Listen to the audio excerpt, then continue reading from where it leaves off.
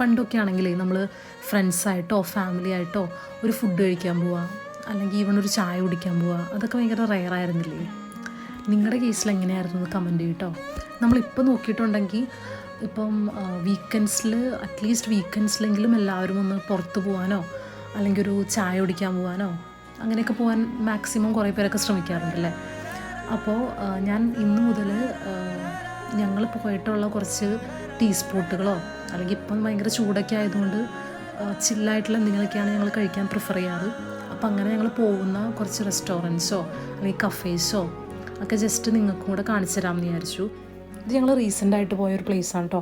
ഇവിടെ അത്യാവശ്യം ഫ്രണ്ട്സൊക്കെ ആയിട്ട് വന്നാലോ അല്ലെങ്കിൽ ഈവൻ ഫാമിലി ആയിട്ട് വന്നാലോ നമുക്ക് ഗെയിംസ് കളിക്കാനും ചിൽ ഔട്ട് ചെയ്യാൻ പറ്റിയൊരു സ്പോട്ടാണ്.